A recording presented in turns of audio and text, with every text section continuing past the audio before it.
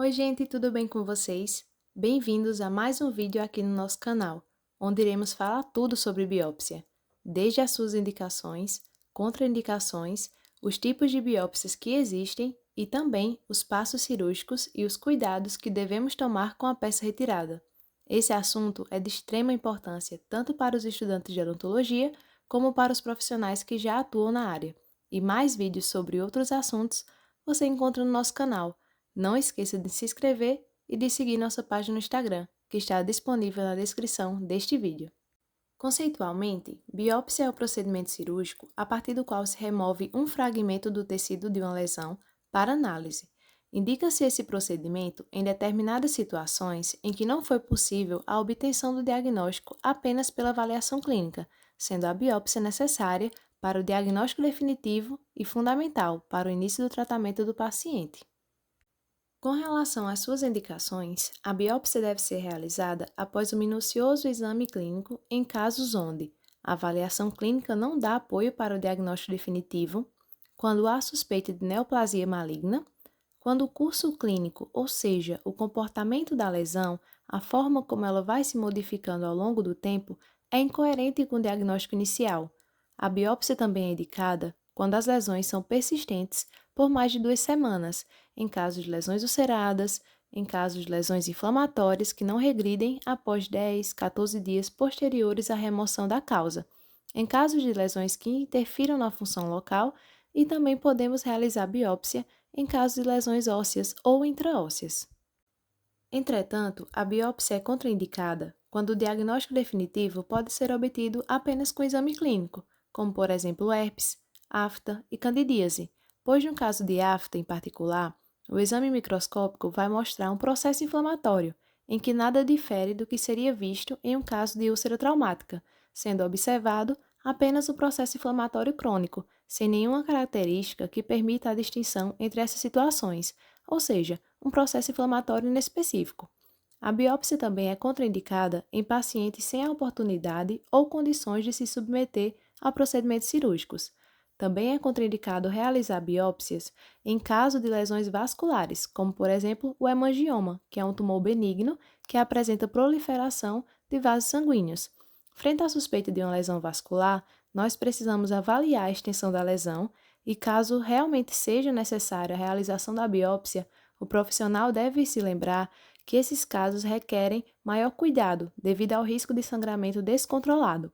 Quando o diagnóstico definitivo depende de exames hematológicos, não realizamos a biópsia, como por exemplo a sífilis, cujo diagnóstico é estabelecido a partir de exames de sangue, como o VDRL e o FTA-ABS. Com relação aos tipos de biópsia, existem a biópsia incisional, a biópsia excisional e a punção aspirativa por agulha fina, mais conhecida como PAF. E agora iremos discorrer sobre cada uma delas. A biópsia incisional, também chamada de biópsia parcial, caracteriza-se pela remoção de um fragmento da lesão, o qual será submetido ao exame histopatológico, que é a avaliação microscópica. Ela está indicada em lesões múltiplas, lesões extensas e lesões com suspeita de neoplasia maligna. Em casos de suspeita de neoplasia maligna, a opção por esse tipo de procedimento se justifica pelo fato de que o paciente precisa de um tratamento subsequente, que será realizado por algum profissional da área médica, sendo importante uma avaliação da lesão por esse profissional. Sugere-se que a área de eleição da região a ser biopsiada e a extensão, ou seja, a quantidade de tecido removido, envolvam tecido sadio da margem da lesão, permitindo a visualização da relação da lesão com os tecidos vizinhos e evitando também as áreas de necrose. Em casos de lesões friáveis, lesões em que o tecido se rompe com facilidade, deve-se tomar cuidado para não lesar o espécime e lança-se mão da estrutura na borda do tecido normal, facilitando o controle de sangramento local e melhor fechamento da área.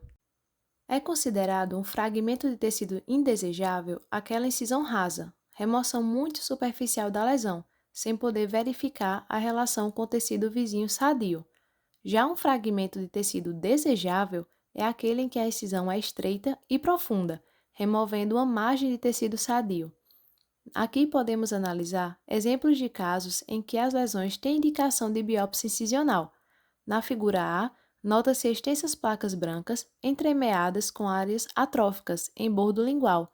As hipóteses de diagnóstico foram de leucoeritroplasia, que é uma desordem potencialmente maligna, e o carcinoma espinocelular, sendo esta uma lesão maligna. Já na figura B, podemos verificar múltiplos nódulos com aspecto moriforme, aspecto superficial que lembra uma amora, estando localizadas em palato, cuja hipótese foi de lesão granulomatosa de origem infecciosa e de carcinoma espinocelular. Em ambos os casos, a biópsia incisional foi indicada tanto pela extensão da lesão quanto pela presença do carcinoma espinocelular no diagnóstico diferencial. Falando agora em biópsia excisional, temos como definição um exame complementar com finalidade de obtenção do diagnóstico, onde se retira toda a lesão para exame histopatológico. Cabe ressaltar que o objetivo é estabelecer o diagnóstico, mas acaba se tratando a lesão ao mesmo tempo, pois ela é removida. Esse tipo de biópsia está indicada para lesões isoladas, pequenas e sem suspeitas de malignidade. Para lesões reacionais causadas por agente irritativo, como por exemplo o hábito de morder repetidamente a bochecha, um dente ou uma prótese fraturados que fiquem machucando a bochecha, língua ou outra parte da boca, ou seja, agentes que produzem lesão na boca, precisamos remover o agente causal, evitando assim a recidiva da lesão. É considerada uma biópsia indesejável aquela em que a borda lateral ou profunda são comprometidas, deixando lesão residual. Já a biópsia desejável é aquela em que a remoção total da lesão ocorre com bordas laterais e profundidade adequadas. As incisões devem ser elípticas, com profundidade suficiente, removendo a lesão como um todo. Aqui temos exemplos de lesões com indicação de biópsia excisional, onde em ambas as imagens nota-se lesão nodular, única, de limites bem definidos, cujas hipóteses de diagnóstico são de lesões de natureza benigna, como fibroma, hiperplasia fibrosa e granuloma piogênico. Abaixo, listamos o material e o instrumental necessário para a realização de uma biópsia simples, de uma lesão em tecidos moles. Além desses itens, é interessante utilizarmos anestésico local, de preferência com vasoconstritor, caso não haja nenhuma restrição quanto ao seu uso. As imagens estão em ordem da esquerda para a direita e de cima para baixo. Dentre os instrumentais para biópsia encontra-se o odontoscópio, a pinça, a sonda exploradora, a seringa Carpuli juntamente com o anestésico de escolha, o descolador e pode-se utilizar também a espátula de cera número 7, o cabo de bisturi e a pinça hemostática, tanto a curva como a reta.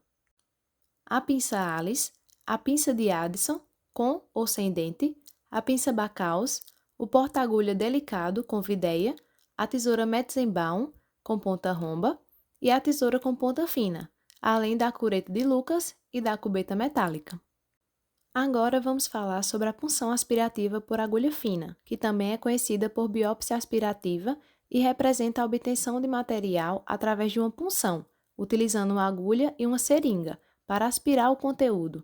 É considerado um método simples, rápido e seguro, que permite a retirada de células de nódulos ou lesões em diversos órgãos e tecidos superficiais ou profundos, através de uma agulha fina, não sendo necessária anestesia ou qualquer preparo prévio na maioria dos casos. Em estomatologia, é mais indicada em lesões sólidas, em glândulas salivares e em linfonodos aumentados, com características neoplásicas. O material obtido pode ser líquido, quando o nódulo tenha componente cístico, ou tecido proveniente da lesão, caso o nódulo seja totalmente sólido. A coleta do material se dá através da introdução de uma agulha fina diretamente no nódulo ou tumor a ser examinado, e o desconforto gerado é semelhante ao da introdução de uma agulha anestésica, e quando estamos diante de nódulos profundos, a ultrassonografia pode guiar a localização exata da lesão. Os resultados da PAF muitas vezes norteiam a conduta clínica e as decisões terapêuticas, como descartar ou confirmar a presença de malignidade. Esse tipo de biópsia é indicada em lesões submucosas, subcutâneas e profundas, em que o procedimento de biópsia muitas vezes representa uma grande cirurgia sem diagnóstico definitivo e, consequentemente, sem subsídios, além das informações clínicas e dos exames de imagem. Embora esse tipo de biópsia não permita a avaliação morfológica dos tecidos, pode ser a responsável por definições e decisões terapêuticas decisivas no prognóstico dos pacientes. Não é muito utilizado na rotina da estomatologia, tendo indicação bem específica. Respeitar os princípios de biossegurança é fundamental.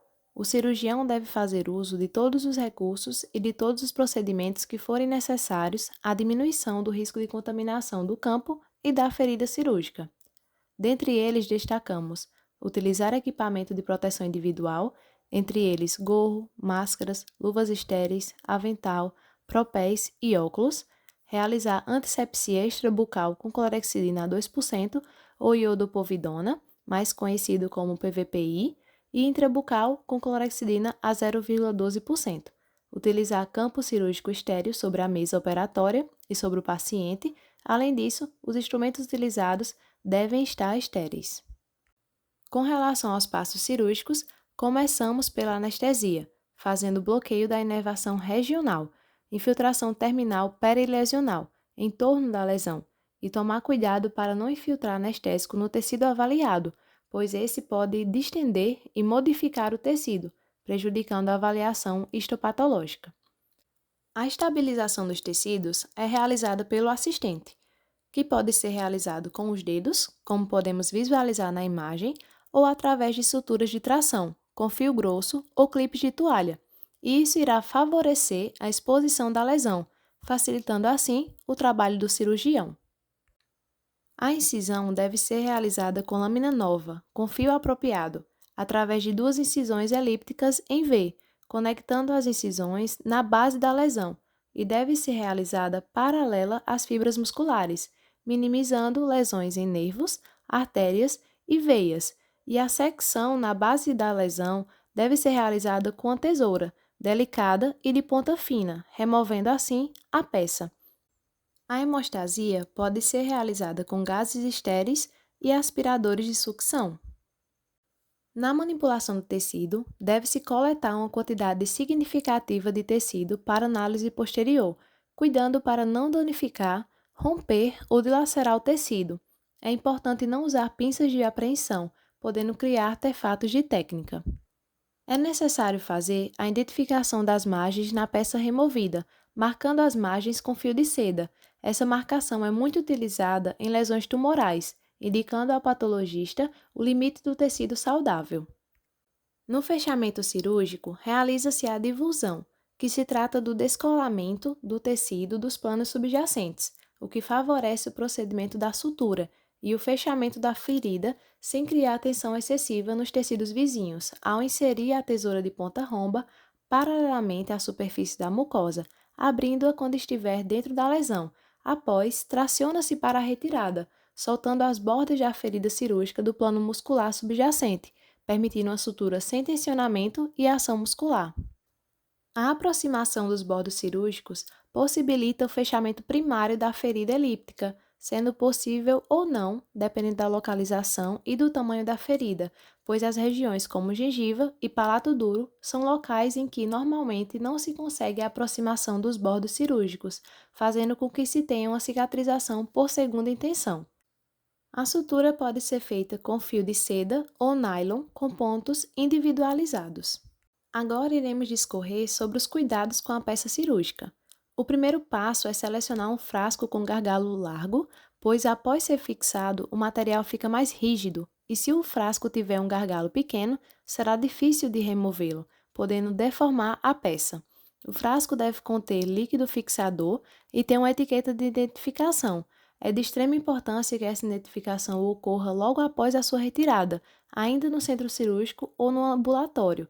A etiqueta em torno do frasco deve conter o nome do paciente, nome do profissional e a data do procedimento. O fixador universal é o formol, solução de formalina tamponada a 10%. O ideal é que o volume do fixador no interior do frasco represente pelo menos 20 vezes o volume do material e que o material seja colocado no frasco com fixador logo após a sua retirada. Não deve ser utilizado álcool, água, gasolina ou outro tipo de líquido. Vale ressaltar que o formol é tóxico, inflamável e nocivo, extremamente volátil, provocando irritação dos olhos e vias respiratórias. Sendo assim, devemos manipular esse material sempre com luvas e máscara. Os profissionais podem solicitar aos laboratórios de anatomia patológica a solução de formol e devem preencher a ficha de solicitação do exame histopatológico ou anatomopatológico e devem também assinar esse documento antes de enviar o material ao laboratório de anatomia patológica. Essas foram as referências utilizadas na construção deste material. Não se esqueça de se inscrever no canal e de seguir nosso Instagram, que se encontra na descrição deste vídeo, para ter acesso a outros conteúdos. Até a próxima!